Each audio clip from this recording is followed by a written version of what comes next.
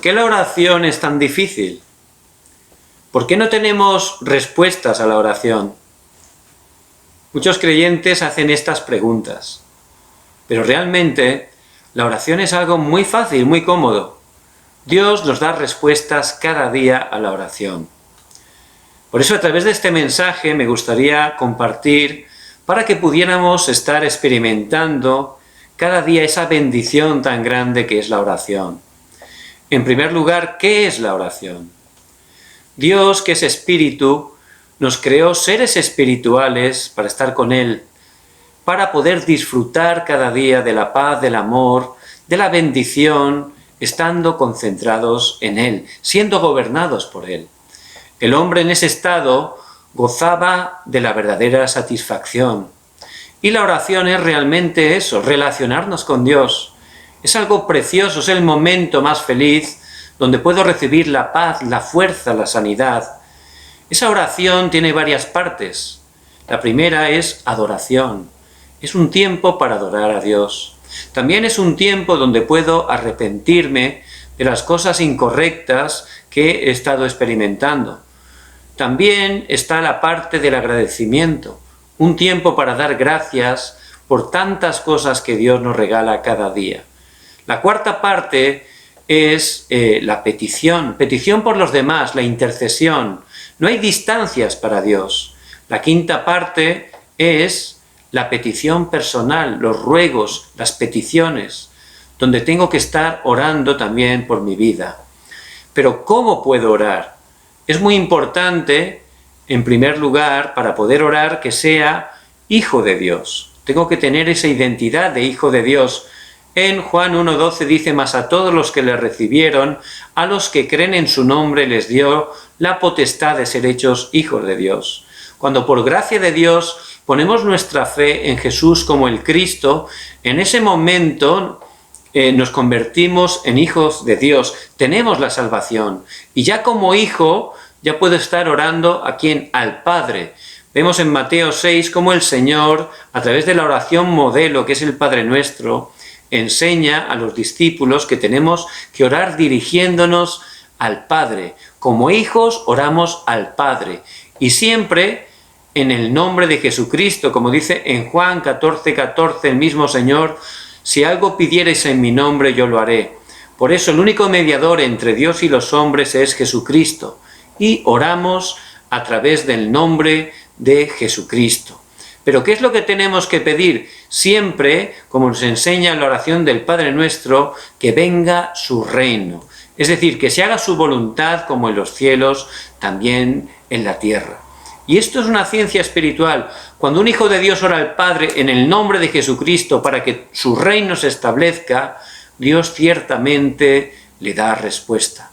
Y esto lo podemos ver a través de la vida de Ana. En 1 Samuel, capítulo 1, vemos que esta Ana sufría grandemente. ¿Por qué? Porque era estéril y no podía tener hijos. Aparte, su marido Elcana se había casado con otra mujer más, que era Penina. Esta Penina sí que tenía varios hijos y se dedicaba esta mujer a afrentar a Ana, a burlarse de ella porque no tenía hijos. Por eso Ana, en ese sufrimiento, dice que fue al templo a orar y allí derramó su corazón delante de Dios. Pero oraba una oración totalmente incorrecta. ¿Qué estaba orando? Que Dios le diera hijos, ¿pero para qué? Era para poder estar peleando con Penina, para poder demostrando que ella también podía, que era mejor que ella. Por supuesto, era una oración carnal, una oración que no tenía nada que ver con la voluntad de Dios. Por eso no recibía respuesta. Pero Dios, por su gracia, al empezar a orar, cambió totalmente el título de oración de Ana.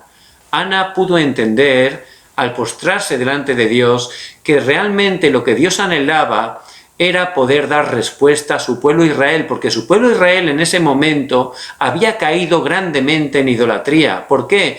Porque el sumo sacerdote Elí estaba en pecado, sus hijos estaban totalmente cometiendo pecado en el templo, en la iglesia, y el padre no les decía nada. Por eso había caído totalmente espiritualmente Israel. Y Dios lo que anhelaba era levantar un evangelista, una persona que pudiera predicar que Jesús era el Cristo para poder restaurar a su pueblo.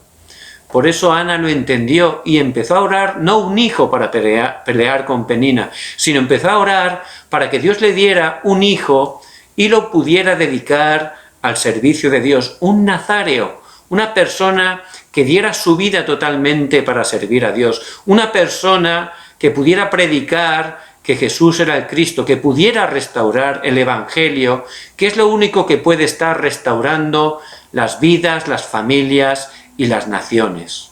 Por supuesto, esa oración Dios le dio respuesta. ¿Quién fue ese hijo? Samuel, la persona que Dios utilizó para levantar grandes obras. Por eso, esa es la manera de orar. Como hijos, oramos al Padre en el nombre de Jesucristo para que el reino de Dios se establezca. Esa es la voluntad de Dios. Muy bien, y la tercera cosa, ¿cuándo tenemos que orar? Vemos en el Salmo 5.3 cómo David de madrugada oraba. Tenía sus tiempos de oración. También en el Salmo 17.3 por las noches también oraba. Y en el Salmo 23 vemos que durante todo el día David disfrutaba de la oración. Nosotros también tenemos que tener tiempos marcados de oración, no como una carga, sino tiempos de verdad para disfrutar. También tenemos que estar experimentando la oración continua.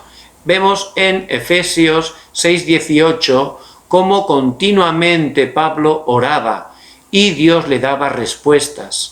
Cuando aprendemos a tener esos tiempos de oración, luego constantemente vamos a estar orando. Mentalmente, donde nos encontremos, va a salir la oración, porque vamos a tener esa naturaleza de la oración.